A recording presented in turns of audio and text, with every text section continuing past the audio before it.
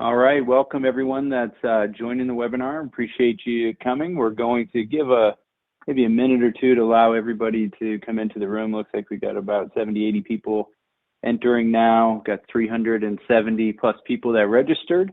So this is a great showing. Looking forward to going over this topic with everybody. We'll give it a minute or two just to allow everybody to pile in.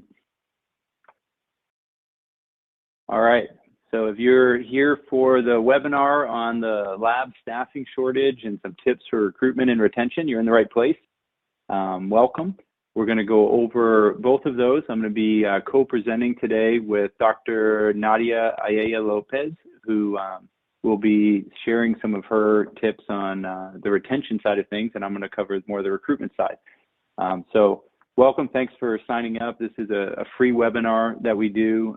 This is our fourth one, I believe, that we've done, and hoping to do this as a service to the industry and tackle topics that we feel need to be addressed. This specific webinar and topic came out of just a coffee meeting that I had with Nadia at the AACC this year, and we were talking and comparing notes on some of the challenges that the lab industry faces, and also just being optimistic on what the future looks like for the lab, but also trying to advocate for lab issues and figure out ways to solve it that were maybe unique, including retention and trying to maybe just change culture inside the laboratory. And so Nadia is going to really go in depth on that. But we will go ahead and we'll get started with just a couple little housekeeping items. I have everybody on mute.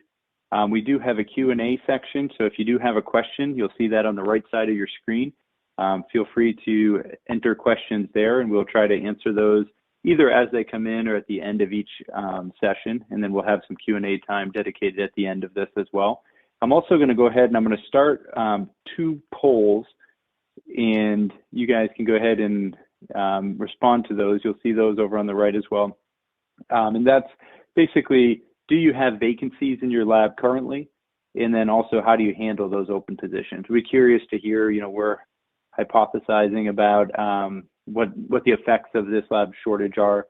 We'd love to hear it from you guys as well. We will be putting something up at the end also, which will give a link to a Facebook thread we have going in the Medical Laboratory Scientist group on Facebook. So we do have 33,000 of you guys, I think, are participants of that group or members of that group, but that conversation can continue after this so that you guys can provide your input and exchange ideas with other lab managers and owners. And so looks like the polls are going now. Go ahead and log in on that. I will just give a little bit of information about who I am and our company as we get started. So we are Lighthouse Lab Services. I merged together three companies that I had started that serve the lab industry about 2.5 years ago. Mostly today we're going to be focusing on that recruiting side. That comes out of a company that was formerly called Lighthouse Recruiting, now part of Lighthouse Lab Services as the recruiting division, and we've been doing it for 16 years. I specialized in the medical lab scientist portion of recruiting about 2005, started the company in 2003, and the reason for that was some of the Department of Labor stats showing the coming shortage of medical lab science workers, and I thought this is going to be a big shortage. Somebody's got to do something about it, and if I can go ahead and get ahead of it and try to build a community of people that have that skill set and a database of candidates, I'll be able to help labs find the people they need when the time comes. So that's kind of how that's played out. Our consulting division used to be a company called Laboratory Startup Consultants. We start 12 to 15 new reference labs a year. Specialized mostly in LDT validation and setting up LDT labs, file the initial CLIAs. Our PhDs, we have on-staff PhD high complexity lab directors. We'll go out and set those labs up, design the space, validate the equipment, write the SOPs, get credentials so your lab receives samples from other states, et cetera. And then our buyer seller services is a business brokerage group that buys and sells CLIA laboratories specifically. And we do that just because nobody else was doing it. So we have 30 labs for sale right now, and we're selling about 2 a month on average. So that's just a little bit about who we are and some context to the opinion that I'm bringing to this and kind of the angle that I see it from. So we will go ahead and get started on the presentation. And so current state of the market it was actually not quite as bad as I thought it would be. I did a similar presentation of this at a CLMA convention back maybe 2008. And at that time, I was predicting the lab shortage would be up around 25% by 2020. Here we are, 2019. Labs nationwide are reporting a 7% vacancy rate. Up in the Northeast, a little worse, a little closer to 10. VA has been saying that of all positions that they need to fill and the growth that they see, they're having the hardest time with increasing the headcount of people inside the lab. And so it's definitely still a critical area. There is a shortage. We're going to go into the numbers a little bit deeper. There's not enough scientists to go around, so that's definitely true, but maybe not quite as short as you think. Or the question is, in the reporting, are labs just getting it done? Are they doing more with less? I think there's definitely some of that going on. Maybe headcount's not being approved because of budgetary reasons, and so that might not show up in the numbers, because I do feel the sentiment that we hear from scientists working in the lab is that there very much is a shortage, and maybe it feels a little bit more critical than 7%. We're going to go into the reasons for the lab shortage. We're going to hit compensation, grads, the aging workforce, aging population, and new lab tests. So we'll go into each of those. Salary is the one that I think most people feel is to blame for why there's a shortage. The data doesn't necessarily support it quite as strongly as the emotion or the sentiment. It looks like the MLTs are making around 40,000, 40,750. I went and I pulled data on what does the average associate degree person make across all degrees and career types, and it was 32,700. Where I think the gap might be a little bit is out of your standard careers, 45,700 was the average for an associate's degree person with more than 10 years of experience. I do find that the laboratory has a tough time compensating for experience, right? It seems to be a pretty rigid salary structure, and sometimes those years of experience aren't compensated appropriately, where an MLT with 15 years of experience makes less than a new grad MLS, and you can make a case for maybe that why that shouldn't be so, and 15 years in the lab might be worth more than a year or two of school. So there's that to look at. And then this is also comparing across all degrees.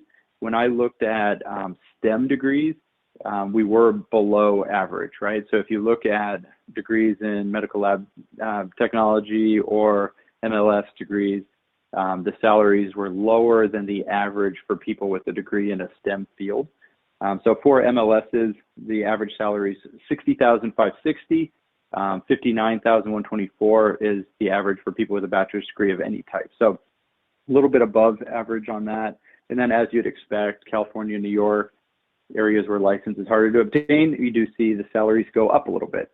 So as you guys think about and potentially have the ability to weigh in on whether your state should have state certification, there's a double-edged sword there where we've seen the salaries do increase, but that increase is normally due to creating a scarcity.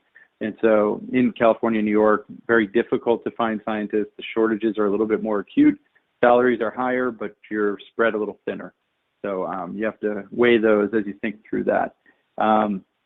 When we, ASCLS, which we did pull a lot of data from some of their reports, they polled people. One of the biggest challenges labs reported for recruitment was the pay. And so that does seem to support what we hear on the street for sure. Department of Labor, BLS, employment of clinical lab technologists and technicians is projected to continue to grow 11% between 2018 and 2028. So in the next 10 years, we're going to see a lot of growth, higher than average for most occupations. And, you know, the new graduates that are graduating only represent about 50% of the need. So after we look at all the different reasons for growth, and we look at the amount of new graduates coming into the field, basically for every 2 positions being created or needed, only one of them is being filled by a new graduate. So that seems to point towards a non-sustainable outcome, right? I don't know how long we'll be able to continue to do that without something happening. Something needs to break. Maybe that means salaries will shoot up and attract more people into the field. maybe it means that there'll be other degree types or I guess programs being offered more remotely. I think one of the reasons that most medical lab science programs have stopped, a lot of schools have stopped offering it, is because it's a very expensive program to offer, right? So I think back in the 70s, I've seen that there was over 600 schools, and now there's 234 or so, something like that, 212 maybe. And so I think that you'll start to see some creativity around how that's delivered. Maybe there's ways to offer some of those labs that are a little bit cheaper, but typically it's been one of the more expensive degrees for a university to offer, and that's been the reason that it gets axed for cheaper programs to offer, which has that incremental effect of fewer and fewer graduates coming into a field that needs more and more. Another part of that is the aging population, and so this has a double impact where the baby boomers are reaching an age where they need more laboratory testing. So the chronic disease management in particular, as you get into that senior population, requires a lot more. I think it's like 6 to 8 times more lab testing than a younger, healthier individual. And so you see a lot of need for lab testing as this baby boomer generation ages, but also the medical laboratory science degree was very common amongst baby boomers. So it was a big degree in the 70s. So we're starting to see a lot of those baby boomers not only need lab testing and care, but they're exiting the workforce. And in the management and supervisory ranks in particular, we're seeing a deficit being created. And they're predicting that 50% of lab directors will retire in the next 5 years, and 20% of all lab workers are scheduled to retire within the next 5 years. So that's huge. So it's good news and bad news for you if you're a medical laboratory scientist that plans to be in this career for a long time. It looks like a lot of opportunities will become available to you in the supervisor and managerial ranks. I think that there's going to be a lot of opportunity, but I don't know where we're going to come up with the people to fill those. More lab testing in general, right? So we're seeing an increase in the types of testing. There's innovation happening, and that's just creating additional tests that didn't even exist before. And so as that happens, there's more need for laboratory workers to do that testing. We mentioned chronic disease management. You see that here. Genetic testing in particular is just exploding, and I think will continue to explode. The cost to do a genetic test is getting cheaper and cheaper. I think personally that we'll see it eventually get to the point where everyone will get a whole exome or whole genome possibly test done early on in their life, and that will follow them, be attached to their medical record, and there'll be a lot of genetic correlations tied back to that. But we are seeing genetic testing explode. That's the most common type of laboratory that we start now. So labs that are doing cancer genetic testing was a big one these last few years. It looks like some of the press out there about that and the medical necessity tightening by Medicare is going to probably slow that down quite a bit. Infectious disease is an area where I see a lot of growth potential. I think that you're improving the science, the turnaround time with that, and so you're seeing a lot of manufacturers roll out new types of equipment to do that. Some of them are even waived. BioFire has some equipment to do some infectious disease testing that's waived, I know, but you will see more and more of that type of testing. I also think that we're going to see growth, right? So I do not think that automation is going to solve this problem. So we do see more and more equipment, and the equipment getting to the point where it's more push button and turnkey, and more and more FDA approved assays that will be able to kick out a result. But we also are seeing a greater need for data analytics, right? So that bioinformatics field, I think, is going to be a huge growth area. I think that medical lab scientists are going to be needed in interpreting that. So variant scientists is a career field that we see a lot of growth in, a lot of demand. Genetic counseling also. So I would just encourage you, if you have an opportunity to be exposed to some bioinformatics work, I think that that's going to be an area where you'll really see a good return on that in the future. And so try to get your hands on that if at all possible. Other things that I think are going to happen, this is mostly my opinion, so take it for what it's worth, is, you know, just looking at the data and big picture, if we zoom out, we know that labs generate 70% of the medical information that decisions are made based on. And we see that less than 3% of healthcare spend is spent on laboratory, right? So we continue to see cuts. We see PAMA and these other cuts of reimbursement towards the lab. I think that that's going to break at some point, because what we have going on is you have 70% of the information that's being generated to make medical decisions is only costing 3%. 97%, I would say, not waste, but the inefficiency probably resides in the other 97%. And we see some trends happening with direct-to-consumer testing that I think are going to kind of change that, right? Where we see the patient just wanting to order a lab test on their own and get right to that data without that other 97% in the middle, or maybe a much more efficient use of that through telemedicine. And so I think that that's going to help the lab in general and raise the stock of the laboratory and bring awareness to the importance of the laboratory work that's happening. I also think that we're seeing more and more in the AI machine learning area, and AI and machine learning are fueled by data, right? Nobody produces quantifiable data inside the hospital or healthcare system, I feel, like the laboratory does, right? We can produce results out to the, 4th, 10th decimal point if we wanted to, and that's what really fuels AI, right? It's hard to compare that to physical therapy or nursing and some of the other departments. They just are not able to be as quantified as easily, and we produce really quantifiable data in the lab. So I think that's going to continue to fuel all the growth that we're seeing. We're working with several different labs right now that have AI products that are just looking at lab data at a level that a provider or practitioner has never been able to make correlations that have never occurred before. So a really exciting time. I think that the laboratory's future is very secure. We may need to see some things break or change in terms of salaries or certifications or titles and certificate levels in order to enable that, but it's going to come because it provides a necessary place inside of healthcare that just cannot go away. So some of the challenges to recruiting students, it does seem like that would be the solution to this, is if we can just get more people into the pipeline. When you see students graduating, there are a lot of different degrees to choose from, and if they are a person that wants a STEM career, they can look at other careers that maybe have better hours, better pay. You know, you're not working on holidays, you're not working night shift, and so those are some of the challenges. We also see that not many labs are willing to offer internships, right? And so there's a lot of work that goes into that. We would encourage you to be willing to offer your lab as a rotation site for interns. It's a great way to attract new talent that's coming in. You can kind of get first dibs on who the best scientists are that are coming through your labs and hopefully make them offers.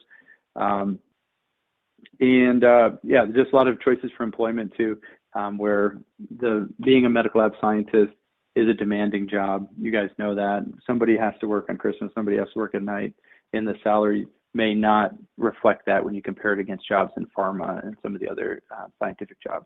What else can we do? You know, as individuals, I would say advocacy and raising awareness is going to be an important part of that. I feel like medical lab scientists often are invisible to your average person. I think there's 337,000 medical lab scientists today, so that's a great number. That means about 1 in 1,000 Americans is a medical lab scientist. So that's pretty small when you think of it that way. But getting the word out about what you do, I think your average citizen, if you ask what a medical technologist does, they think you take their blood pressure and measure their height when you go into the doctor's office. So just helping them to gain an understanding of the education level that you guys have, the importance of the work that you're doing, and just educating people on what you do is really important, because there's a lot of kids out there. They're being told about STEM. They want to go into those career fields. There's a lot of kids that, if you ask, want to be a nurse or a veterinarian, and I think a lot of them could be good candidates to be medical laboratory scientists if they were just a little bit more aware of it.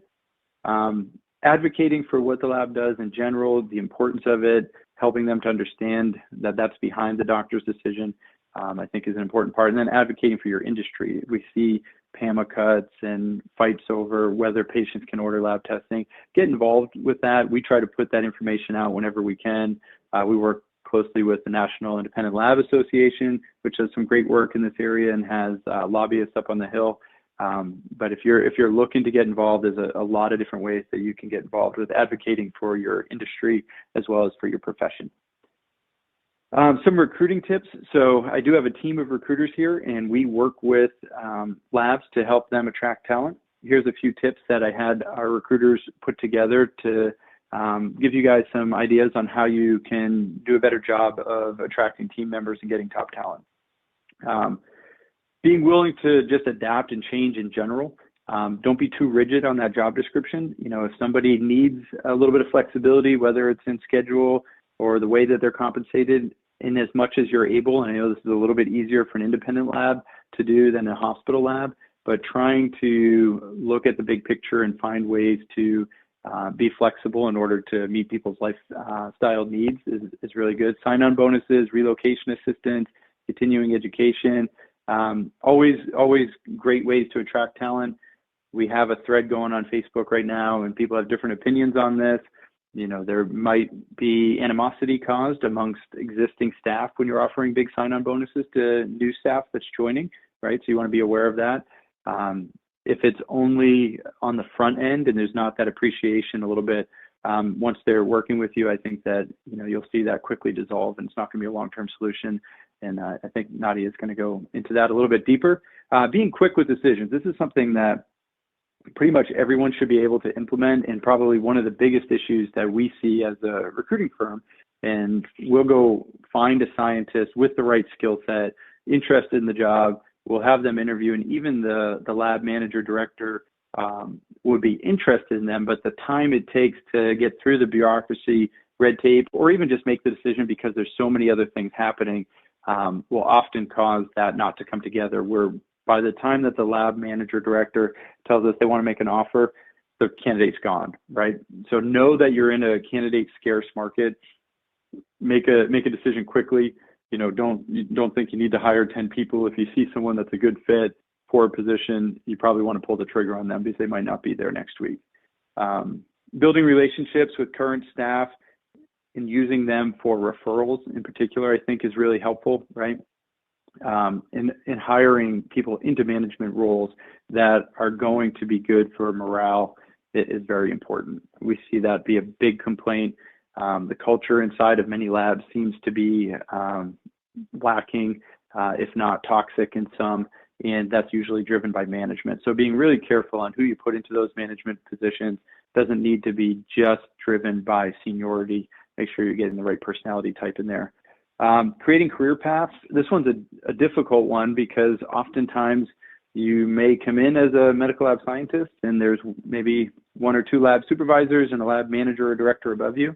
And if you're going to spend 30, 40 years in that career, not a lot of movement throughout those years. I spoke to a microbiology supervisor at a small rural hospital a few days ago, and he was saying he'd been doing it for like 38 years, and he moved up to supervisor, but you know there wasn't a lot of opportunity for advancement. And so you can accomplish that through maybe creating different levels. You could have a MedTech 1, 2, 3, having specialists, giving opportunities for people to work on special assignments and projects, be key operators. You know, there's a few different things you can do to be more creative in the way that your roles and responsibilities are divided to give people a chance to advance their careers and feel like they're moving forward. Training new graduates, you know, I know this seems like work, but I think this is one of those things that pays big dividends long term. Make sure that you're open to having those people rotate, as I mentioned earlier, and being willing to train them. Being flexible with salary, I think we covered. And so that's about it for us. I will go over some poll results, and then I also was just going to send out an opportunity for you guys to get more information. If you do have openings in your lab, we would love to help with those. We have 160,000 medical lab scientists and technicians in our database with resumes coded by skill set and location. We run the largest groups of medical lab scientists in the world on LinkedIn, on Facebook, so we have really good access, and we do not charge anything to review a resume or interview a candidate. So we say even if you're interviewing candidates on your own, we don't demand exclusivity. We would just love to show you the candidates that we have. You'd only pay a recruiting fee if you felt that they were worth it, right? So you could compare them against what you have on your own. So you'll see that pop up. If you want more information on that, just click there. I did want to go over the results of the polls we put out, and it looks like 94% of labs have vacancies. So that squares pretty well with what we hear and what we feel. And then how are you handling those? It looks like the most common way is just having extra staff pick up that work. That's a good short-term answer, but not a good long-term answer, as you're aware. A lot of burnout and things that can happen. I don't want to steal Nadia's thunder because I think she's going to go into that a little bit more. Hiring new employees, that's probably the right answer to that. And the best long-term solution, utilizing temps. We do provide temps. It can be an expensive solution if your need is not short-term. Using interns, which I think is probably a good way to go about it. So that brings us to the end of mine. I will just take maybe a quick question or two if anybody had some. Otherwise, I'm going to go ahead and pass the mic off to Dr. Nadia Ayala-Lopez. And I do want to introduce her. She served as the organizational leader and chair of the Yale Postdoctoral Association. She worked to improve working environments for over 1,200 postdoctoral researchers and scientists at Yale. In her position currently at Vanderbilt University Medical Center, she works with laboratory staff and clinicians to ensure safe, accurate reporting of laboratory tests.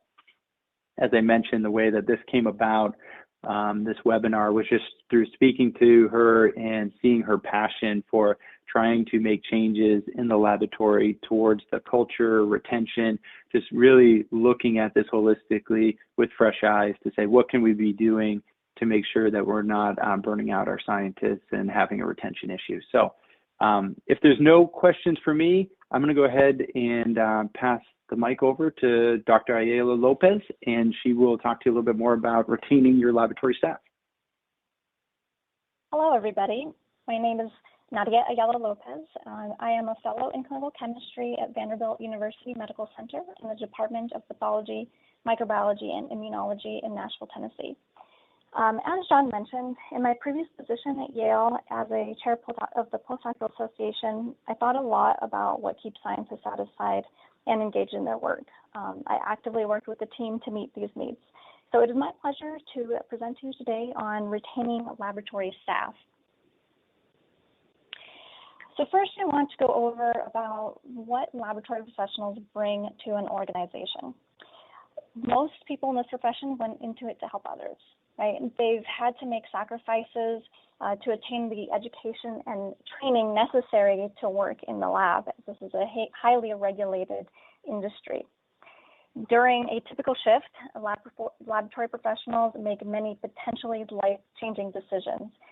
The responsibility of lab testing mostly falls on them.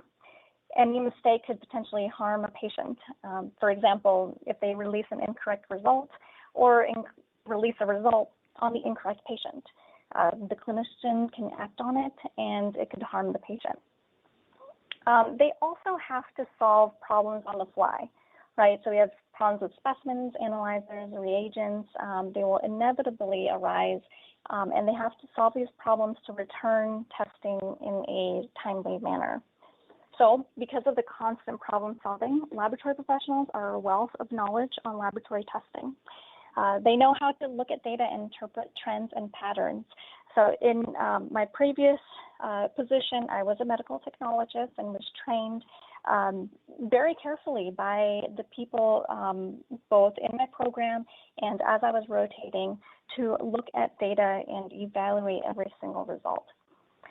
Also, because the laboratory professionals are at the bench, are dealing with clinicians, vendors, technical support, they see things from their own valuable perspective, right? So they have institutional knowledge and the experience that you might not, or others might not. And it depends on, where the lab is based and how they interact with the clinicians. They may be the face of the lab. They may be who your patients see, who your clinicians interact with, who your nurses call for lab results. So these are just some of the many reasons why we value laboratory professionals in our organizations. So before I continue with this talk about the lab shortage and laboratory retention, I'm going to ask the question, is there really a problem with turnover in the medical laboratory? So what does the data say? The turnover, average turnover in the medical lab is about 16.2% from a study from Davis Novi. And in other areas, this can actually not be so bad. So compared to overall healthcare and social assistance field, they have a turnover rate of 32.7%, compared to the astounding number of the percent turnover for accommodation food services of 74%. When you think about our 16.2%, it doesn't sound that bad, right? So if you go to the hospital administrators with this number, they may say, well, nursing is 20%, or this other dietary services is up a larger percent. Why is this important? Well, okay, so laboratory turnover is relatively low compared to other industries or fields. However, we all know that the impact of losing just one lab staff member can be very large. And communicating this to the C-suite and your administrators is vital. So why is it so impactful when somebody leaves? Well, we all know it can be very expensive to recruit, hire, and train new staff. So John went over this a little bit about how much it costs, right? So there's a lot of sign-on bonuses that are now being offered. And actually, recruiting, hiring, and training can be around 5% of annual operating budget of a medical center. And that's as a whole for all positions, not just the lab. So in the lab might be higher than that, higher percent. So also positions can stay vacant for a long time. So in the poll, there was a lot of people that said that you do have vacancies. With the lab staff shortage at critical levels, it may take 3 to 6 months to fill a position. And I have seen positions open for over a year. So on the right, this is a chart of vacancy rates from a study by Garcia et al. For the ASCP. Vacancy rates in the core lab were nearly 11%, and phlebotomy may be up to 14%. Highlighting that as a staff member leaves, there may not be someone to fill their place. Also, as John mentioned too, that staff members may leave completely to a different type of job as a whole. So they may leave to go to work in a different area of the hospital, or maybe leave healthcare and go for another certification or go into IT, for example. So this reduces the effective pool of available lab workers. And unfortunately, when a lab member leaves, productivity and quality can suffer. As staff work harder to meet the demands of testing when short-staffed, mistakes can be made and the work can slow down. Staff will be less able to request the days off that they would want, and they may miss important family events. Understandably, this can lead to burnout and further vacancies to fill. And lastly, a reduction of staff can lead to interruption of services and challenges with maintaining regulatory compliance as the organization struggles to meet these demands. So you may be thinking right now about that one analyzer you have that only a certain tech knows how to run or maintain. What if they leave? How long would it take to find someone new to train and carry out that responsibility? Every lab is different, so your needs will be different from another lab's, and quantifying how laboratory affects your lab will depend on many factors, such as how quickly you can recruit new staff in your area, whether you currently have enough staff to cover any vacancies that you may have, and how long it will typically take to train a new staff member. So quantifying how turnover impacts your lab is essential when you go requesting more resources to support your staff. So let's look at more studies. And this study, again, from Davis Novi, they asked, what is one of the most effective strategies used at your facility to retain laboratory staff? So these are the top responses from the survey of 23 labs. 50% of responders said that conducting morale-boosting activities was the most effective. This includes meals, treats, lab parties, and such. 15% believed that developing and communicating a clear career path was the most effective strategy. 10% are offering annual bonuses, and another 10 were providing continuing education activities on site. All these strategies sound positive, But what strategies were actually associated with lower turnover rates? They did an association of that in this study. And what they found were there were two factors that correlated the most with lower turnover rates. And this was developing and communicating a clear career path. Those places that did this had a 14.7% median 3-year average turnaround rate compared to the 19% for those institutions that did not. And also those that had funding for external laboratory continuing education activities. They also had a lower turnover rate. Employee needs can be further understood by comparing them to Maslow's hierarchy of needs. If you do not pay your staff enough, you're not going to get anywhere. So John talked about this a lot. Having competitive salaries is important. The physiological needs of the employee, which forms the base of the pyramid, is a salary and benefit package that provides financial security now and for the future. Next is the importance of safety. A workplace must be free from harassment, bullying, and intimidation. And an environment of camaraderie, respect, and effective communication support a sense of love and belonging. This isn't just about lab parties. We have all felt anxiety due to an upcoming change, a rumor that was circulating in office. The lack of communication in these situations could make one feel isolated or not in the group. Open and constant communication is important, even when there isn't anything important to communicate about, because this is how trust is built. Next, belonging to a group working towards the same purpose, which aligns with their personal purpose in life, helps provide esteem and accomplishment. We are in a high impact field, and we can sometimes take that for granted as we're helping patients through our work. It is easy to lose sight of that when we're making clients, customers, and administrators happy who may be looking at other metrics such as cutting costs to gauge our accomplishments.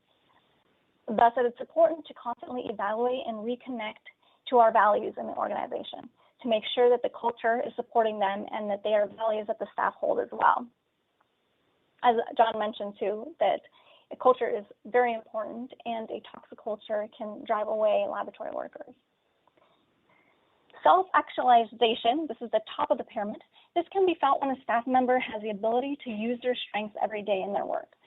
Focusing on their strengths and developing them is more effective than fixing any weaknesses. Opportunities for growth can be personalized to the individual to support attainment of this level, and we'll talk more about that.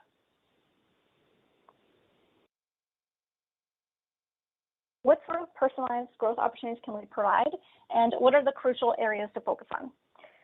Firstly, a first-rate leadership team to support your staff members is vital. Invest in training and developing your management team. This is for when you're recruiting. It's very important to recruit an excellent manager or supervisor to those positions. You may already have staff, or you may be walking into a lab that already has a management team there, and providing them with training and management skill building can be very helpful. Next, building engagement and belonging through mentorship. So numerous studies have shown that a mentorship program which pairs more senior staff with less experienced staff helps to drive engagement and lowers turnover rates. And this also helps build that belonging sense. Thirdly, providing education and training opportunities to build necessary skills. This can be through various means. Some require a significant monetary investment, but many don't. These include tuition reimbursement, support for extra certifications, encouragement for volunteering in medical laboratory societies, participation in webinars such as this one, which are free, and cross-training in other areas of the lab. So I want to highlight that providing educational opportunities should be done with an end goal in mind for how they will use the training to better the lab. For example, if a patient is interested in training in quality assurance or regulatory compliance, have a project in mind or a committee they can join once their training is complete. If they are interested in education and teaching, plan for them to hold monthly in-service continuing education seminars for the laboratory. So laboratory staff that attain more education and training without the ability to use it will either lose those skills or leave to another lab that gives them the opportunity to use them. Importantly, as we've heard before, we need to provide a clear career path and a role to match the staff's interests. Remember, those labs that did this had lower turnover rates. And I hear this all the time from lab staff saying that, well, there's not a lot of room for me at the top. There's only one supervisor, there's only one manager. So a career path actually goes beyond providing promotions. Think of a sports team or a team of superheroes, right? Every person in a team has a role that matches their personality, abilities, and interests. Likewise, lab members who can see their role in the team will be more engaged. So discuss with them. What do they bring to the team? What role do they feel they're playing, and how does the team rely on them in that role? And are there other roles that they may want to try? So as they grow and develop these skills, put these skills to good use in the direction that the lab is going in. And there is actually a lot of room to be creative here. Some ideas that medical laboratory professionals can work on are IT, bioinformatics. As John was highlighting, this is a very upcoming field, and it is actually applicable to many areas of the lab and can be started right away. Quality control, quality assurance, patient safety, regulatory compliance, education and training of new and current staff members, learning how to validate a test, process improvement, and training in laboratory leadership. So work with your team members and write out an individualized development plan that breaks down the skills necessary for the job roles they may want to try. Give them regular feedback. People love getting feedback, and give it to them as they progress through their plan. There are many resources available for helping people develop these skill sets from national societies, such as the American Society for Clinical Pathology, American Association for Clinical Chemistry, and the American Society for Microbiology, just to name a few. And recognize that people may want to change and support changing their direction and roles. Just because they were interested in being the go-to person to troubleshoot instrument problems now doesn't mean that they won't want to try a different role in 5 years. As you make changes to how the lab is supported, remember to circle back and track employee satisfaction. You can use employee engagement surveys, interviews one-on-one with employees, or do annual interviews to collect information on how employees are perceiving the organization and their role within it. It's important to evaluate this feedback carefully and communicate back with them as a whole so that they feel heard in the process. Also, I suggest to use outsider help in interpreting these surveys, as the staff surveys can be difficult to read and interpret, especially if you are the leadership or you're very close to the situation. It is understandable that one may take feedback personally, or we may focus on one situation that we think a specific feedback is referring to. It also may be hard to resist the temptation to defend our actions or our organization. So use an outsider to help you read through the surveys and interpret the information in a non-biased way. And don't expect changes overnight. Remember, people development takes time. It can take a lot of time. But the time that you spend developing your staff will be time well spent. So in closing, I want to say that Employee Appreciation is not just for Medical Laboratory Professionals Week. Laboratory staff are highly trained individuals, and they have to deal with technical, clinical, and interpersonal challenges, all while performing tests and staying up to date on expertise. Burnout is occurring in clinical labs, and studies show that this is contributing to the intent to leave a position. So let's support medical laboratory professionals in meaningful ways. So thank you for joining me on this webinar on how to retain laboratory staff. You can tweet me at Dr. Ayala-Lopez, and I will also be happy to answer your questions on the Q&A. Well, thank you very much. That was super helpful. I'm going to go ahead and also throw out just a link so that people can continue the conversation on Facebook. So if you guys do want to provide some input and have some thoughts of your own, you're able to do it there. Would encourage you to follow Dr. Ayala-Lopez on Twitter as she puts out helpful tips, and you'll be able to stay connected to her as a resource. We did have some questions come in. Not sure if you want to try to tackle any of these. One of the questions was about how to develop a training program. And so I don't know if you know of any good tools to create training programs to train new hires. Sure. So do you, okay, so I'm looking for the question. I'm not seeing it here. It's the top published one from Janice Ramirez. It says, where can we find a good tool to create training programs to train new hires well? Okay, so the American Society for Clinical Lab Sciences has a lot of resources on training programs and staff competencies that is available through them. So that would be my first go-to place for looking at how to create a training program. Great. One of the other questions from Ashley Kirby was, what kind of education is needed to get into informatics? So if somebody did want to kind of pivot into that, any thoughts? Yes, so informatics is a really hot field right now because, as John mentioned, we actually produce a lot of quantifiable data. The challenge with informatics and what people are not challenge, but the exciting problems is that we can trying to take the laboratory data and compare it to outcomes or things in the patient's chart. So there's a lot to unpack here, right? There's a lot of opportunities in bioinformatics just looking at how to sift through lab data. There's also opportunities in how to change outcomes and actually inform clinicians based on data that we provide.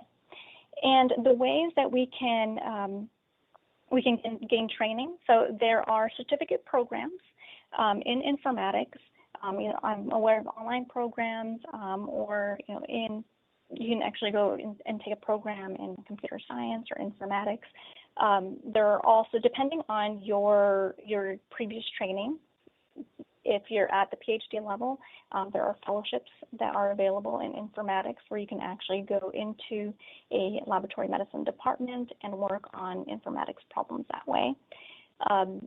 Different institutions will have in informatics programs. So I would definitely recommend that you look at informatics certifying programs. There's also a lot that you can learn on your own. The beauty of informatics is that it's on a computer, right? And this is why it's easy for people to get into informatics in the lab, because we all have data and we can all break up with Excel and start to sift through this data with programming software. So getting training in learning Python or R, those are used a lot in informatics. Also getting training in software in the medical health record softwares, also in databases, and database management is also useful. So there's a lot of online resources that are available for that as well. Yeah, great advice. I would say in small labs too, we're seeing, if you're in a larger lab, might be a little bit more difficult to have an opportunity to get hands-on with some of the informatics work. In smaller labs, there's a lot of fluidity between the different roles, and they need people to just jump in where they can. And so if you're really serious about getting into that area, you might want to look for a smaller independent genetic testing laboratory where, if you have a desire to get involved with some of the data analytics and bioinformatics work, I think you'd probably have a better chance of getting hands-on and maybe helping out somebody that is trained in that and getting some on-the-job training there. We've seen that happen several times, and we do see a really good ROI on that investment of time or investment of education. If you go back to get certified, there's a shortage of bioinformaticists in particular, and the salaries, we see those into the mid-80s probably on average for bioinformatics lab people. So I think it is a good investment and only going to grow in the future. We do have a few other questions. I would agree with that. Mm-hmm. Excellent. We have a few other questions in there. Most of them are related to kind of how recruiting would work, toxicologists. I'm happy to take any of those offline. Definitely reach out to us. I put a link out there to my calendar. If anybody wants to have a conversation about this, they're able to link up with me. We can certainly help with recruiting scientists, toxicologists, any of those. So I'll be happy to speak with Barbara or Van, any of you guys about that in your lab's needs. I don't see any other general questions, so I think that probably wraps it up. We did have several people ask about getting a recording of this. That will go out to everybody that attended, and so we will push that to all attendees. You'll get a copy of the link to the recording. You can share that around. Like I said, this is free. We're not looking to charge anything for that. I know there's some other groups that want to charge you for every piece of lab education. We like to give it away for free, and so we're going to throw out there a way for you to get in touch with us if you need to, but we will be automatically sending out a link to everybody that attended today. All right. Well, thank you very much, Nadia. I really appreciate your time and sharing all your knowledge with us. I think that was super helpful. And thank you, everyone that attended. And have a great day. Thank you.